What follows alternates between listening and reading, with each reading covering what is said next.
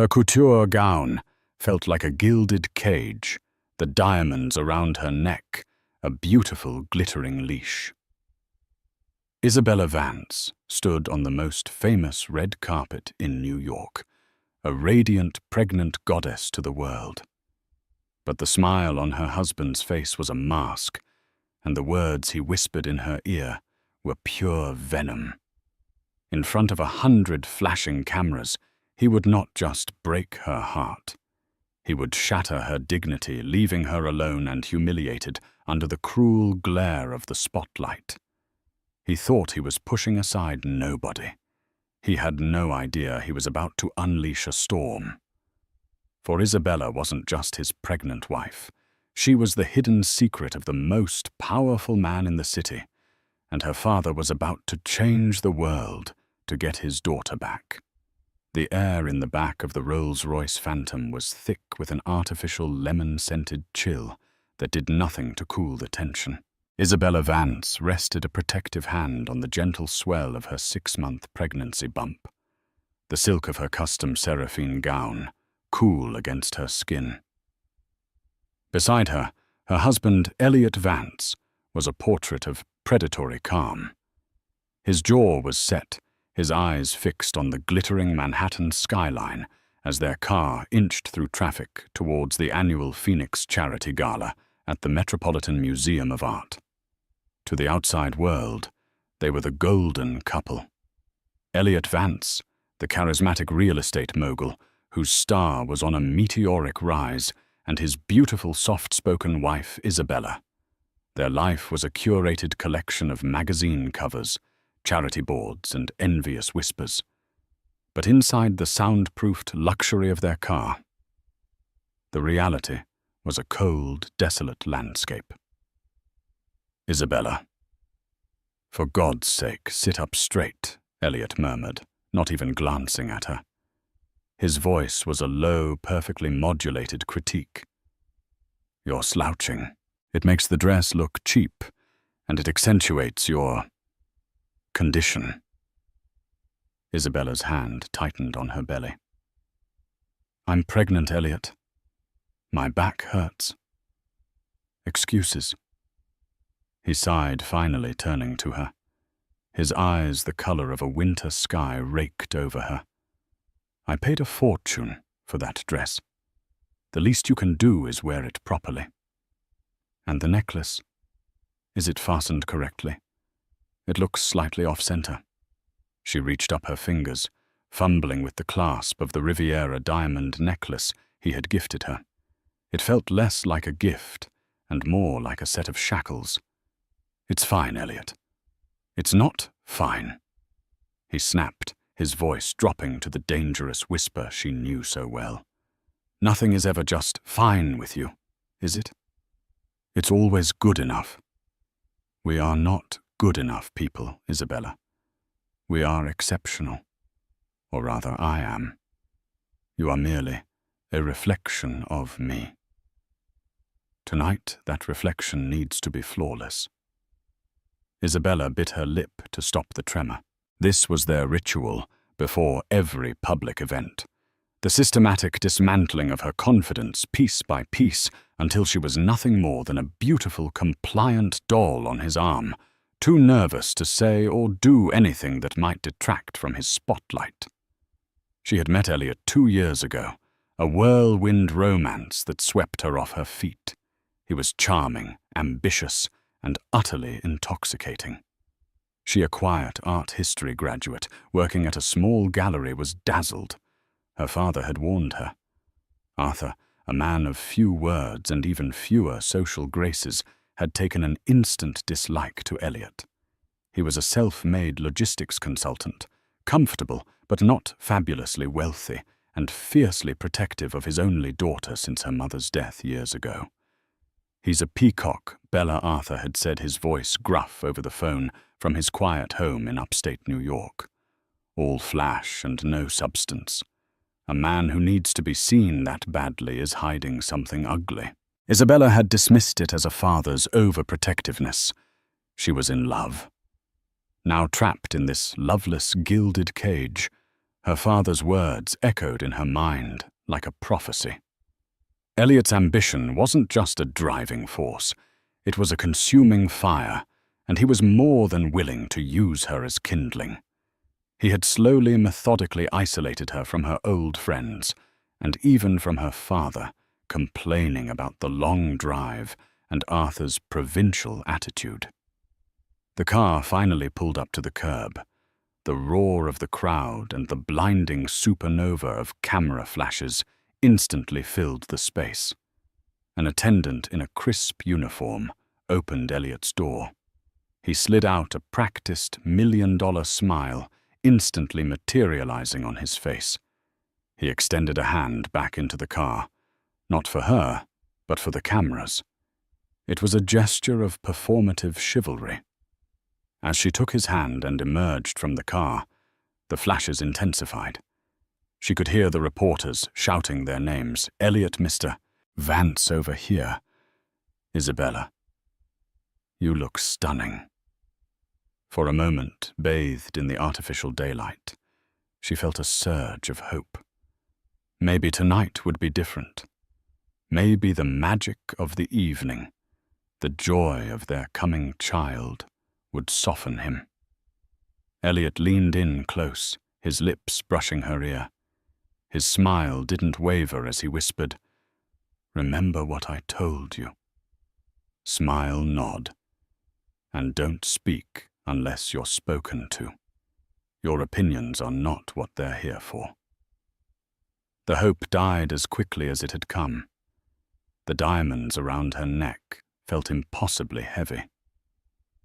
He led her onto the red carpet, his hand a firm, proprietary grip on the small of her back.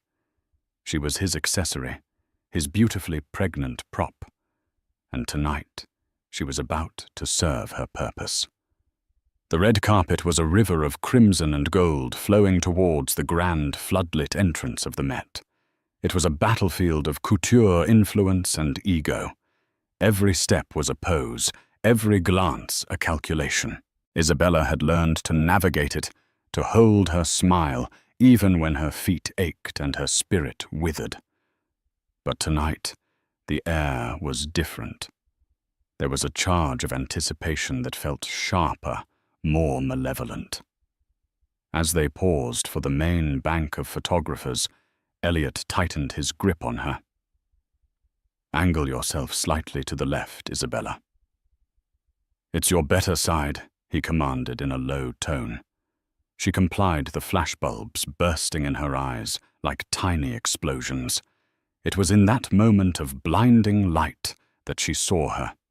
Stepping out of a sleek black Maserati just behind their Rolls-Royce was Chloe Decker.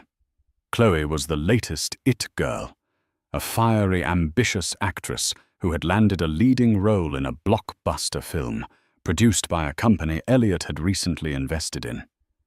She was everything Isabella wasn't: bold, overtly sensual, and dripping with a confidence that bordered on arrogance. She was also the woman whose perfume had been clinging to Elliot's suits for the past 3 months. Isabella's heart hammered against her ribs. She had suspected, of course. The late nights he claimed were investor meetings, the hushed phone calls he took in his study, the sudden uncharacteristic gifts that felt more like bribes for her silence. She had tried to ask him about it once, and he had turned it back on her with chilling precision. "Are you accusing me of something, Isabella? Is this your pregnancy making you paranoid and hysterical? I'm out there building an empire for us, for our child, and you're at home letting your imagination run wild. Be grateful, not suspicious." He had made her feel small and foolish. Now seeing Chloe Decker in the flesh, stepping onto the same red carpet, a stunning vision in a scandalous, backless emerald gown, Isabella knew her suspicions hadn't been paranoia. They had been an understatement. Chloe's eyes locked with Elliot's over Isabella's shoulder. A slow, triumphant smile spread across her face. This wasn't a coincidence. This was a planned detonation, Elliot gave Isabella a gentle but firm push forward, moving them along the press line. "Keep moving," he whispered, his voice dangerously smooth.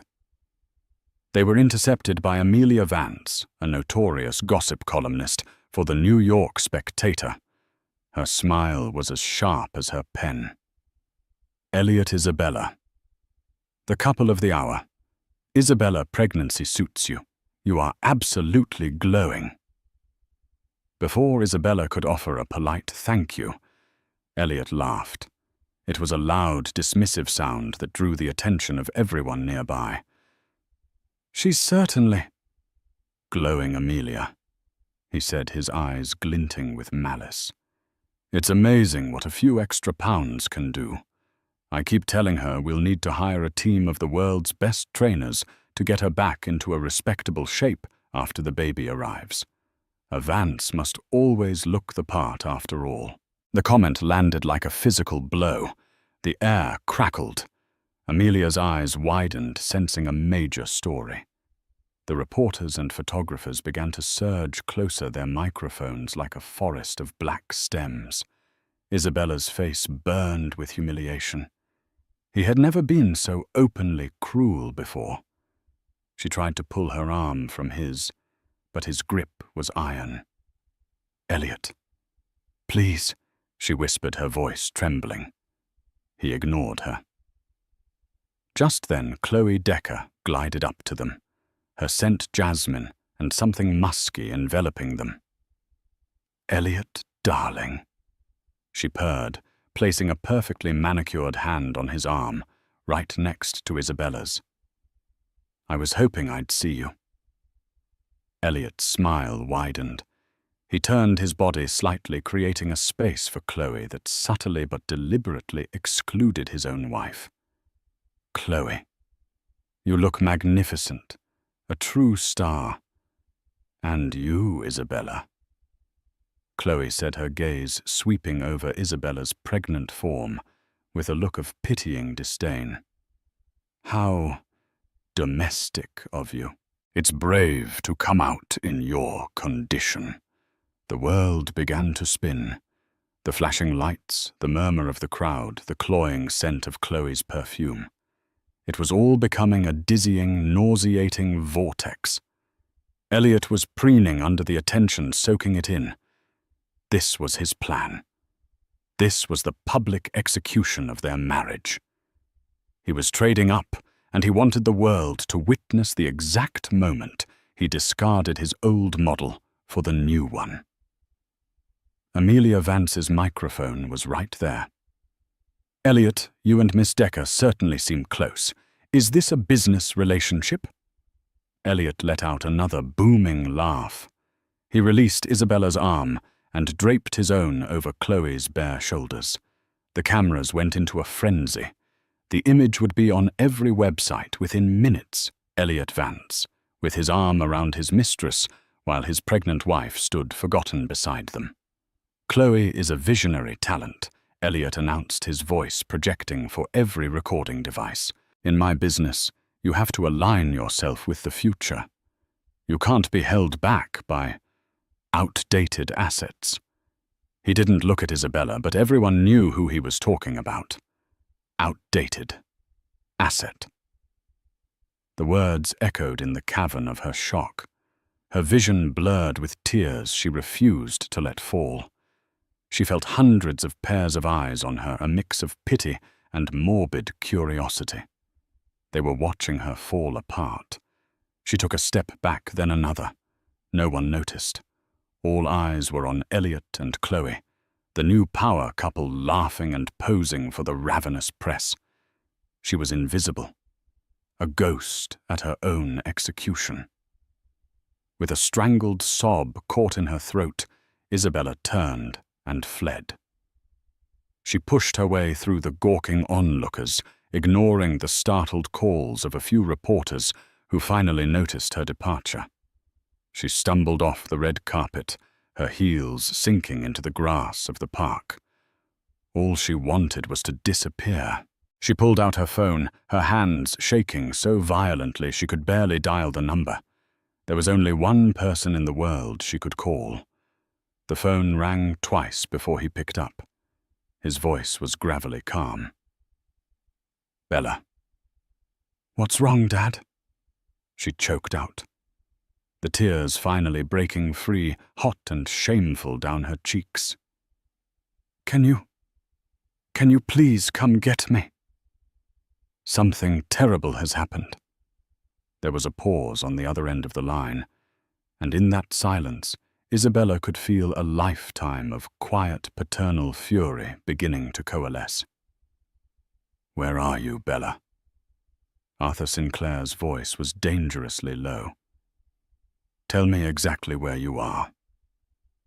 Arthur Sinclair was not a man given to overt displays of emotion. His world was one of quiet control of calculated moves and unspoken power. He lived in a sprawling but understated stone house in North Salem, a world away from the flash and clamor of Manhattan.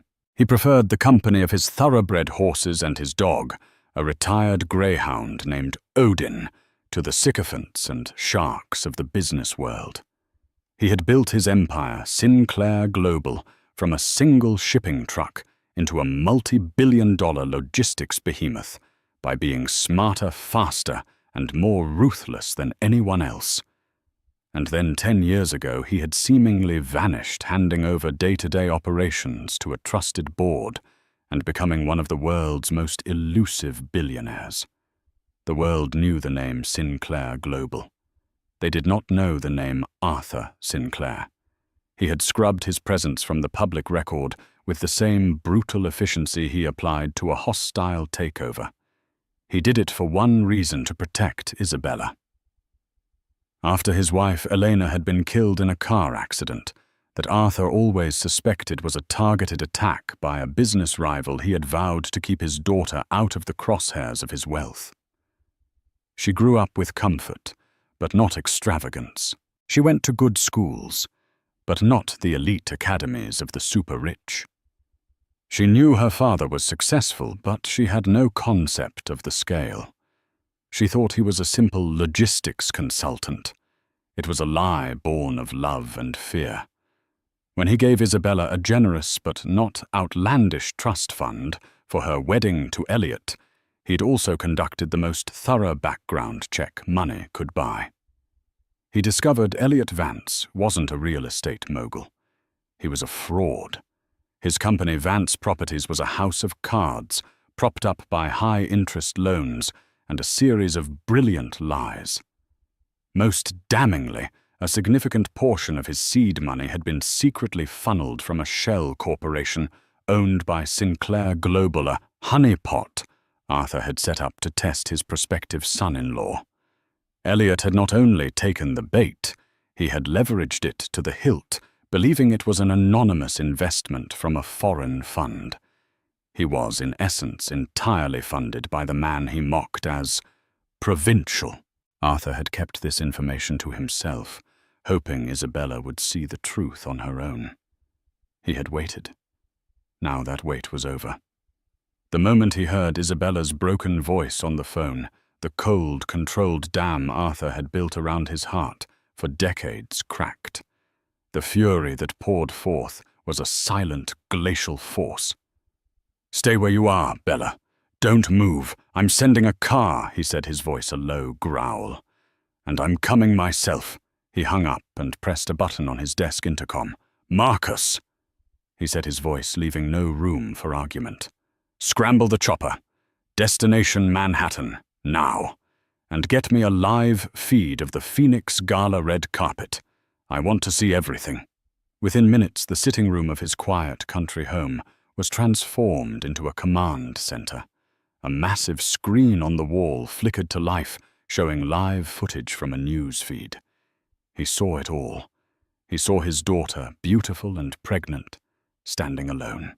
He saw Elliot Vance, his arm draped around that actress like a cheap trophy.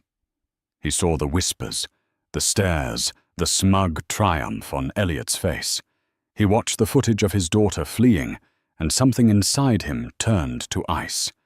His head of security, A formidable ex-Mossad agent named Marcus stood by silently. "So the car for Ms. Vance is 5 minutes out. The helicopter is on the pad." Arthur didn't take his eyes off the screen. Elliot was now inside the gala, laughing with a group of men, Chloe Decker clinging to his arm. He looked like the king of the world. "Reroute my car," Arthur said, his voice flat. "I'm not going to the pickup point. I'm going to the gala." Marcus hesitated for a fraction of a second. "Sir, your security protocol is suspended." Arthur cut him off. "Get me David Brown on the line." David Brown was the CEO of Sinclair Global, the public face of the company. He was also on the board of the museum hosting the gala. A few moments later, Brown's voice, flustered, came through the speaker. "Arthur, is everything all right? I'm at the event now." David Arthur said, his voice like the grinding of tectonic plates. "You are going to walk over to the event coordinator. You are going to tell them that in 10 minutes I will be taking the stage. They will interrupt the current speaker, and they will hand me a microphone. There is no room for discussion. Is that understood?" There was a stunned silence on the other end. David Brown knew that Arthur Sinclair hadn't made a public appearance in over a decade. For him to do so now unannounced at the most high-profile event of the year, something seismic was happening. "Yes, Arthur." "Understood." Arthur stood up, shrugging on a simple, dark, tailored jacket over his cashmere sweater. He looked out of place for a black tie event, but he knew that in a few minutes no one would care what he was wearing. He walked out of the room without a backward glance. Odin the Greyhound rising silently to follow him to the door. As he strode toward the waiting helicopter, the rhythmic thumping of the blades beating against the night air. He wasn't just a father coming to rescue his daughter. He was an emperor marching to war. Elliot Vance had built his pathetic little kingdom on sand using Arthur Sinclair's money and breaking his daughter's heart in the process. Arthur was about to unleash the ocean. The Grand Hall of the Metropolitan Museum of Art was a symphony of clinking champagne glasses, polite laughter, and the self-congratulatory hum of the city's elite. A senator was at the podium droning on about philanthropic duty. Elliot Vance was in his element, holding court near the main bar. He had Chloe on one arm and a glass of vintage Dom Perignon in his hand. He felt untouchable. Isabella's tearful departure had been a minor, messy detail, easily spun into a narrative of an overly emotional pregnant woman having a moment. He was already crafting the story for the press. He was in the middle of a self-aggrandizing anecdote when a subtle shift occurred in the room's atmosphere. The senator at the podium faltered, looking confusedly towards the side of the stage. A man in a tuxedo, the event organizer, was speaking urgently to him. The senator nodded, looking bewildered, and stepped away from the microphone. "Ladies and gentlemen," the organizer said, his voice strained, "we have an unscheduled addition to our program. Please welcome Mr. Arthur Sinclair." The name hung in the air, met with a collective, confused silence. Sinclair. A few people in the finance and industrial sectors exchanged baffled looks. The Arthur Sinclair. The ghost. The myth. It had to be a mistake. Then he walked onto the stage. He was not what they expected. He wasn't wearing a tuxedo. He was dressed in dark trousers, a simple sweater, and a jacket. He looked more like a university professor than a titan of industry. But there was an aura around him, an absolute, unshakable gravity that commanded the attention of every person in the room. The hall fell utterly silent. Elliot Vance froze his glass halfway to his lips. He squinted at the stage. The name sounded vaguely familiar, but he couldn't place it. He'd heard Isabella mention her father's name was Arthur, but her dad was some small-time logistics guy from upstate. This couldn't be him. On stage, Arthur approached the microphone. He didn't tap it or adjust it. He simply stood there, his piercing blue eyes, scanning the crowd of stunned faces until they found what they were looking for. They locked onto Elliot. "My name is Arthur Sinclair." He began his voice, calm and clear, amplified throughout the cavernous hall. There was no tremor, no anger, just the salt-hard weight of immense power. For those of you who don't know me, I am the founder and sole owner of Sinclair Global. A wave of gasps and frantic whispers rippled through the audience. Sinclair Global was a leviathan. It owned ports, airlines, and a web of subsidiaries so vast that nearly every person in that room had been indirectly touched by its influence. The man on the stage wasn't just a billionaire. He was a kingmaker, a shadow power of mythical proportions. Elliot's blood ran cold. Sinclair, Isabella's maiden name. It couldn't be. It was an impossible, absurd coincidence. His mind raced trying to connect the dots, but all he could feel was a rising tide of panic. Arthur's gaze remained fixed on him. "I am not a man for public events. I am here tonight for one reason. My daughter was publicly humiliated on the steps of this museum less than an hour ago. By her husband." The whispers exploded into a roar. Every head in the room swiveled to find Elliot, whose face had gone chalk white. Chloe Decker took an instinctive step away from him, her own expression a mask of horror and confusion. My daughter Arthur continued his voice, cutting through the noise like a razor, is Isabella Vance. Formerly, Isabella Sinclair. The world tilted on its axis for Elliot Vance.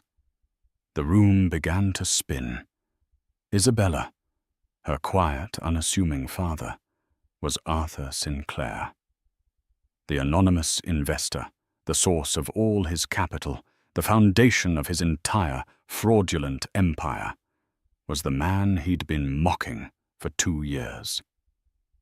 "It has come to my attention," Arthur said, his voice dropping slightly, making the chilling words even more impactful, that Mr. Vance has been telling people he is building an empire.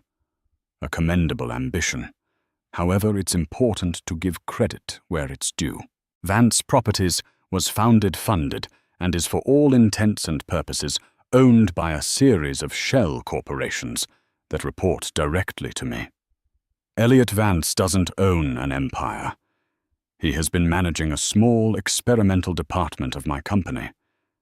And tonight, his position has been terminated. The collective gasp was sharp and visceral. It was a public execution more brutal and complete than anything Elliot could have ever conceived. He was not just a philanderer. He was a fraud, a puppet whose strings had just been publicly severed. Chloe Decker didn't just step away. She practically recoiled from him as if he were radioactive. The men who had been laughing at his jokes moments before now stared at him with contempt. He was a pariah. But Arthur Sinclair wasn't finished. He let the revelation sink in, letting Elliot drown in the silent judgment of his peers. Then he delivered the final world-altering blow. "I have spent years in the shadows to protect my daughter from the burdens and dangers of my wealth. Tonight, I see that I was wrong. The greatest danger to her was not my fortune, but a man who sought to exploit her without it. That ends now."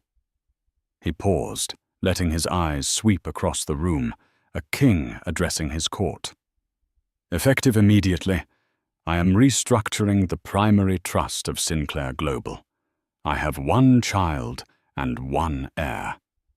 As of this moment, 100% of my controlling shares and personal assets will be transferred to her name.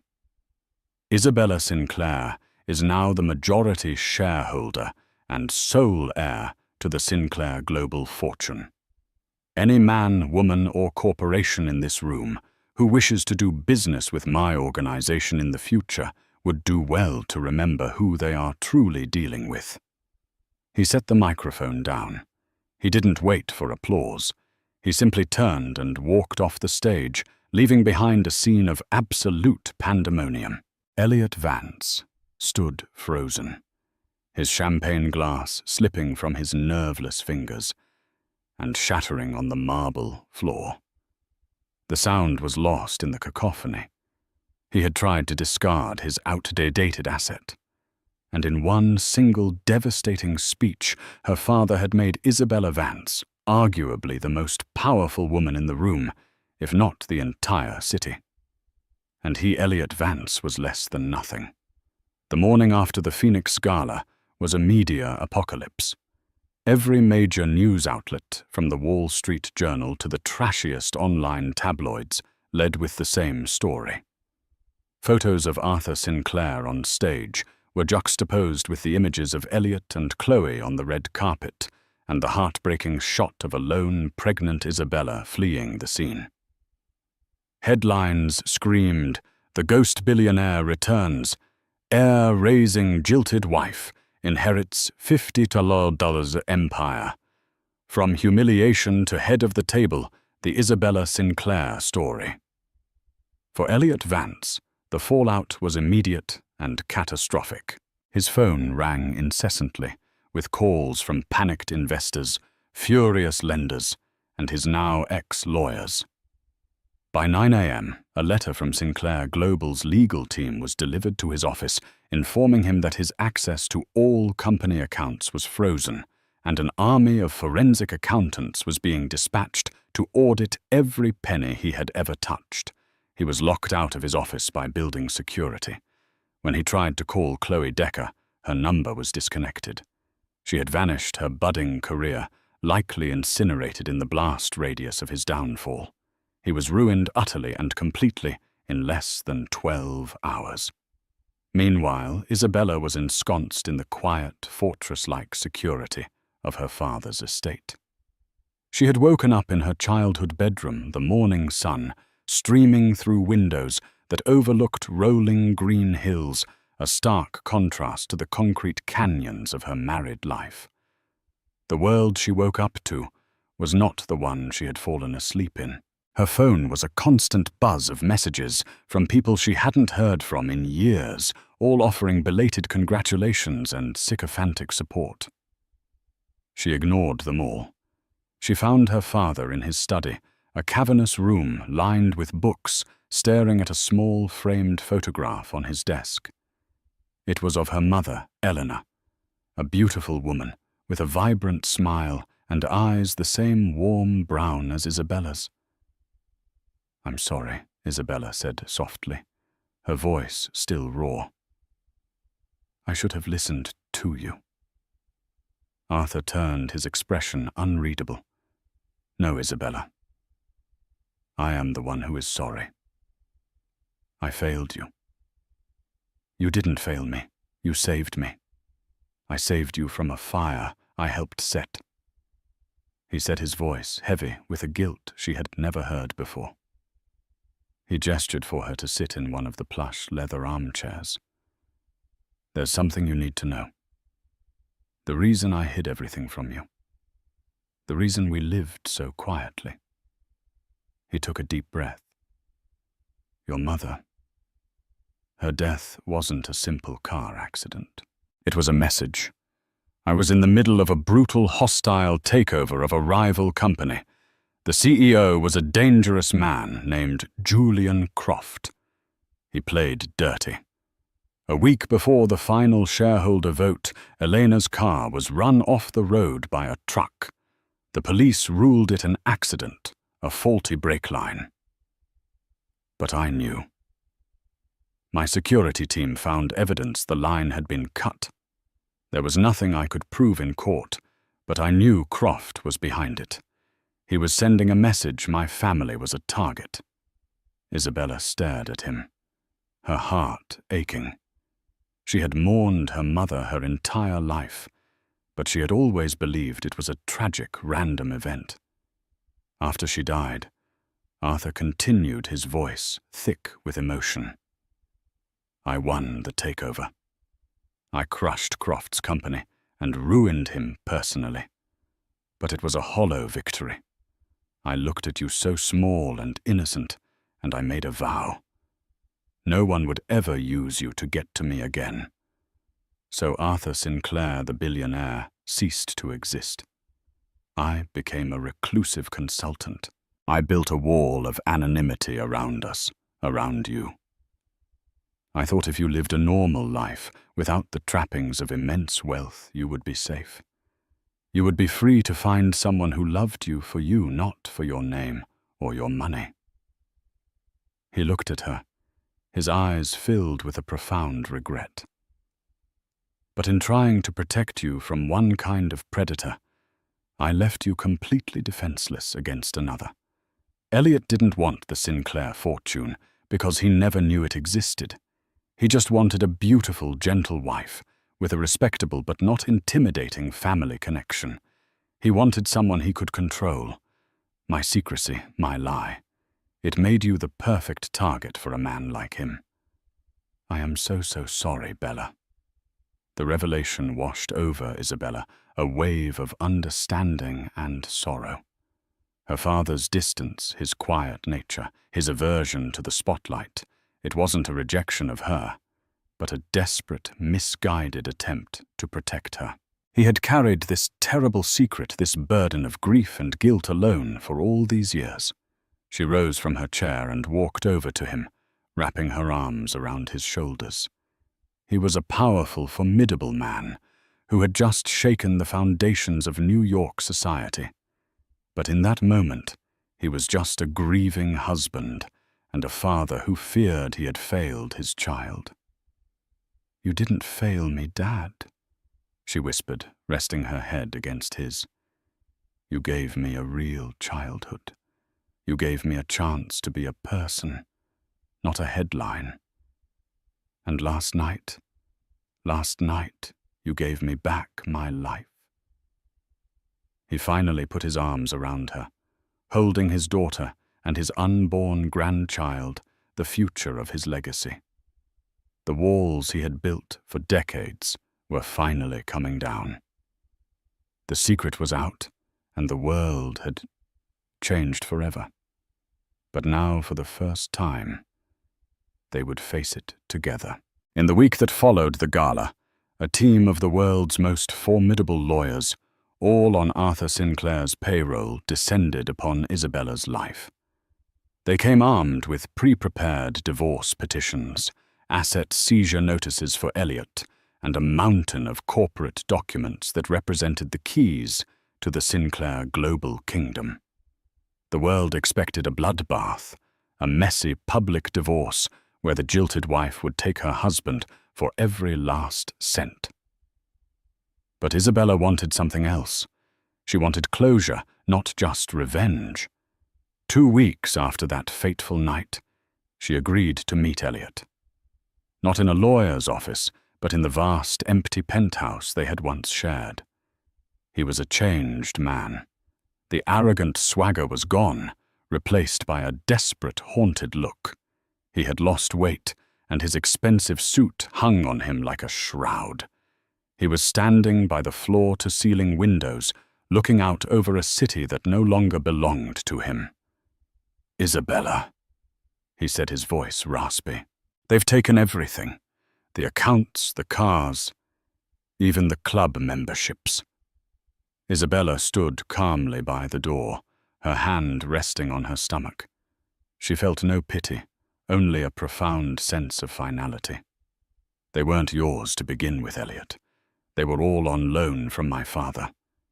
He turned to face her, his eyes pleading. I know what I did was unforgivable. Chloe, the things I said. I was a fool, Bella. I was blinded by ambition. But I loved you. In the beginning, I really did. Did you? She asked, her voice clear and steady. Did you love me? Or did you love the idea of me? The perfect, quiet wife who wouldn't challenge you, who would look good on your arm and never question your authority. You didn't want a partner, Elliot. You wanted a possession. He took a step towards her. We can fix this. We have a child on the way. Your father. He did this to teach me a lesson I understand. I've learned it. Tell him I've learned my lesson. We can start over. It was then that Isabella finally understood the depth of his delusion. He still saw her as an intermediary, a conduit to her father's power. He didn't see her at all. She reached into her handbag and pulled out a single document. It wasn't a lawsuit. It was a simple one-page agreement. She placed it on the marble coffee table. This is a divorce settlement, Elliot. It's already been signed by me. He scrambled to read it, his eyes scanning the page frantically. What is this? It says I keep the watch and the art in my office. Nothing else. This is a joke. It's not a joke, Isabella said calmly. You once told me I shouldn't be held back by outdated assets. I'm taking your advice. I am releasing you from our marriage. I'm not suing you. I'm not dragging you through the courts. I'm simply letting you go. My father's legal team will handle the dissolution of Vance Properties. As for me, I want nothing from you. And I am giving you nothing. You can keep your watch. He stared at her dumbfounded. He had expected a fight, screaming matches, a war. He was prepared for war. He was not prepared for this quiet, complete dismissal, to be treated as so insignificant that he wasn't even worth fighting. You're just erasing me, he whispered, the full weight of his irrelevance finally crashing down on him. No, Elliot, Isabella said, turning to leave. You were never really there to begin with. She left him in the empty penthouse, a ghost, in a life that had never truly been his. As the elevator descended, Isabella felt a lightness she hadn't experienced in years. It wasn't the thrill of victory. It was the peace of liberation. That evening, she met with her father and David Brown, the CEO of Sinclair Global, in the company's towering headquarters, a building she had passed 1,000 times without knowing it, belonged to her family. The boardroom was intimidating, all glass and steel, with a view that stretched from the Statue of Liberty to Central Park. The board is prepared to ratify your position as Chairwoman Isabella David Brown, said respectfully. Your father and I can guide you, of course. You can be as involved or as hands-off as you wish. Her father nodded. You don't have to do anything you don't want to, Bella. You can set up a foundation, focus on philanthropy. The money is yours to do with as you see fit. Isabella looked out at the sprawling city, a universe of lights and possibilities. For her entire life, others had made choices for her. Her father chose secrecy to protect her. Elliot chose control to possess her. Now, for the first time, the choice was hers. No, she said, her voice resonating with a newfound strength that surprised even herself. I don't want to be a silent chairwoman, and philanthropy isn't enough. She turned to face them, her eyes clear and determined. Sinclair Global is a ruthless company, Dad. I've been reading the reports. You built an empire by being a shark. I respect what you built, but I can't be you. She took a breath. I want to be CEO, not just in name. I want to run this company. I want to change it from the inside out. We have the power to be a force for good, not just for profit. I want to invest in sustainable energy, create fair labor practices, and build a charitable foundation that's a core part of our business model, not just a tax write-off. I want to build a legacy our family, my child, can be proud of." David Brown looked stunned. Arthur Sinclair looked at his daughter, and for the first time he saw not the little girl he needed to protect, but the powerful, visionary woman his wife Eleanor had always been. A slow, proud smile spread across his face. "Well then," Madam CEO Arthur said, his voice brimming with pride, "it looks like you have a board meeting to run." 1 year later, the setting was not a red carpet, but the gleaming state-of-the-art lobby of the newly opened Eleanor Sinclair Children's Hospital, the flagship project of the Sinclair Global Foundation.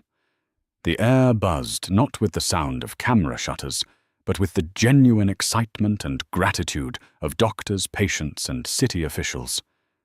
At the center of it all stood Isabella Sinclair. She was no longer the timid woman hiding behind her husband. She was poised, confident, and radiant. Dressed in a sharply tailored power suit, she held her 10-month-old son, Arthur Jr., AJ, on her hip. Her son, with his bright, curious eyes, was her constant reminder of what she was building and who she was building it for. She had spent the last year in a baptism by fire, learning every facet of the vast Sinclair empire. She worked tirelessly, earning the respect of the board, not because of her name, but because of her sharp intellect, her compassion, and her unwavering vision. She had initiated sweeping changes, divesting from exploitative industries and pouring billions into green technology and ethical ventures. Profits had dipped initially, causing panic among some older shareholders, but Isabella held her ground. Now, with major new government contracts in renewable energy and a surge of positive public sentiment, Sinclair Global was more respected and more profitable than ever. Her compassionate capitalism model was becoming a case study at Harvard Business School. After delivering a powerful, heartfelt speech dedicating the hospital to the mother she'd barely known, Isabella was mingling with the guests. She moved with an easy grace, discussing pediatric oncology with the chief of surgery in one moment and cooing at her son in the next. She saw her father across the room watching her. He wasn't the grim, secretive man from her youth. The weight of his past seemed to have lifted. He was smiling, a genuine, warm smile, as he played peekaboo with his grandson. He had found a new purpose, not as a shadow king, but as a doting grandfather and a proud father. Later, as the event wound down, Isabella stood with her father on the hospital's rooftop garden, the city lights twinkling below them like a fallen constellation. AJ was asleep in his stroller beside them. "Your mother would be so proud of you, Bella," Arthur said, his voice quiet. "You have her strength, her heart." "I learned from the best," Isabella replied, squeezing his hand. "From both of you." A notification pinged on her phone. It was a news alert. She glanced at it. The headline read, "Fallen mogul Elliot Vance, sentenced to 18 months for securities fraud." The article detailed how the forensic audit had uncovered years of financial crimes, a house of cards so rotten it was a miracle it had ever stood at all. He was a forgotten man, a footnote in her story. She felt nothing. No anger, no satisfaction, just a distant clinical pity. She archived the notification without a second thought and put her phone away. He was the past. She was looking at the future. She gazed out at the skyline, at the endless river of headlights and the towering buildings. A year ago, this city had been her prison. Now it was her kingdom. not a kingdom of glass and steel, but one of hope, legacy, and boundless possibility. She was not Isabella Vance, the humiliated wife, nor was she just Isabella Sinclair, the billionaire's heir. She was Isabella, a mother, a leader, a survivor. And as she looked out at the horizon, she knew with absolute certainty that her story was just beginning. The 18 months following the opening of the Elena Sinclair Children's Hospital were a period of unprecedented success and, more importantly, profound peace for Isabella. Sinclair Global, under her leadership, had become a paragon of modern corporate responsibility, its stock price soaring on the back of ethical innovation and a sterling public image. Her life had found a rhythm. She cherished early mornings with her son AJ, whose first words and wobbly steps filled her penthouse with a joy she'd never known. Demanding but fulfilling days at the office, shaping a better world through her work. And quiet evenings with her father, who had seamlessly settled into his role as a doting grandfather. The ghosts of Elliot Vance and the red carpet had faded into a distant, almost unbelievable memory. She was no longer a story. She was the author. This newfound stability was why the first anomaly felt so jarring. It concerned a small but brilliant German engineering firm, Lichtquelle, which had developed a revolutionary solar panel technology. It was a perfect acquisition for Sinclair Global's green energy division. Isabella had personally overseen the final negotiations. The deal was all but signed. A press release was drafted. Then, 48 hours before the final signing, Lichtquelle's board called an emergency meeting. A new offer had appeared seemingly out of nowhere. An offer so astronomically high, so far beyond the company's actual valuation, that it bordered on the absurd. Lichtquelle, legally bound by their fiduciary duty to their shareholders, had no choice but to accept. In the Sinclair Global boardroom, the mood was one of baffled frustration. "Who did this?" Isabella asked, looking at the grim faces of her acquisitions team. "Which of our competitors has this much cash to burn on a vanity play?" David Brown, still her trusted COO, slid a tablet across the vast oak table. "That's the problem, Isabella. We don't know." She looked at the screen. The buyer was a freshly registered investment vehicle named Phoenix Holdings. The name sent a tiny, unpleasant shiver down her spine, a faint echo of the gala, where her life had been torn apart and rebuilt. "Trace it," she ordered. "I want to know who is behind that name. I want to know their investors, their board, everything." For a week, the best financial investigators in the world, men and women, who could find a single misplaced dollar in a labyrinth of offshore accounts, worked around the clock. They came back with nothing. Phoenix Holdings was a ghost. It was registered in a non-disclosure jurisdiction, funded by a series of bearer bonds, and layered through so many shell corporations in Panama, the Cayman Islands, and Liechtenstein, that the trail went completely cold. It was a masterclass in corporate anonymity. "The technique is familiar." David Brown admitted, his expression grave. "It's the same level of obfuscation your father used to build his portfolio in the early days." The comment hung in the air. This wasn't a standard corporate rival. This was someone who knew their methods. Someone who played the same ruthless, intricate game Arthur Sinclair had once mastered. The move wasn't just about business. It felt personal. It was a message. That evening, Isabella brought the problem to her father. They sat in his study, a place that had transformed from a solitary man's refuge into AJ's favorite playroom, with priceless first editions sitting next to brightly colored building blocks. As Isabella laid out the details of the Lichtquelle acquisition and the impenetrable wall of Phoenix Holdings, She saw a flicker of something in her father's eyes she hadn't seen in years. It wasn't anger or frustration.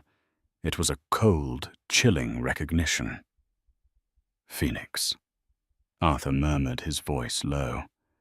He walked over to his desk and keyed something into his private computer. He was silent for a long time, his face illuminated by the screen's glow. The silence stretched thick with a tension that made the hair on Isabella's arms stand up. "Dad, what is it?" He finally turned to face her, and his expression was terrifying. All the warmth was gone, replaced by the hardened visage of the ruthless titan he had once been. "It's him," Arthur said, his voice a gravelly whisper. "I should have known. I should have made sure." "Him who?" Isabella pressed her heart, beginning to pound. "The man whose company I destroyed after your mother's death." Arthur said his words like chips of ice. "A man I left with nothing but his hatred. His name is Julian Croft." Isabella felt the blood drain from her face. Julian Croft, the name from the story, the faceless villain who had orchestrated her mother's murder. "But you said you ruined him. I thought he was gone." "I ruined his public life." Arthur corrected, his eyes dark with regret. "I took his company, his reputation, his fortune. I left him a pariah. But I let him live. I thought fading into obscurity was a crueler punishment than death. I was arrogant. I underestimated his capacity for patience, for revenge." He gestured back to the screen. "Croft was always obsessed with mythology. The story of the phoenix rising from the ashes was the symbol of his first company. He's not just back in business, Bella. He's announcing it. To me." The pieces clicked into place with horrifying clarity. The absurdly high offer wasn't about acquiring a solar company. It was about showing the Sinclairs that he could. The impenetrable shell corporations weren't just for anonymity. They were a direct mockery of the Sinclair method. This wasn't a business move. It was the first move in a war.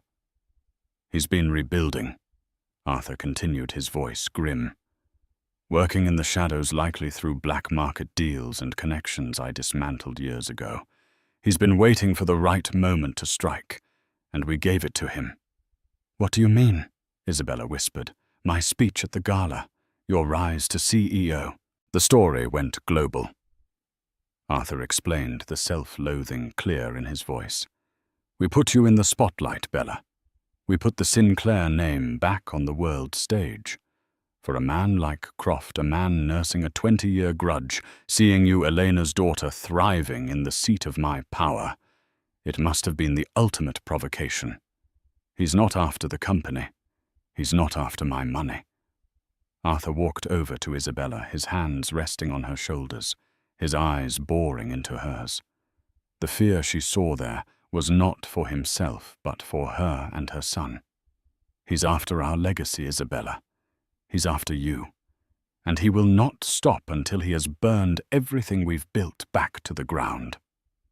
The cozy warmth of the study felt suddenly like a tomb. The ghost that had haunted her father's past was no longer a memory. It was here, it was real, and it was coming for them. Isabella looked at the scattered toys on the floor, thought of her son sleeping peacefully in his crib upstairs, and a new feeling washed over her, eclipsing the fear. It was a cold, protective fury she recognized instantly. It was the Sinclair fury. It was the same fire that had fueled her father to build an empire, and the same resolve that had allowed her to rebuild her life. Julian Croft thought he was hunting a ghost's daughter.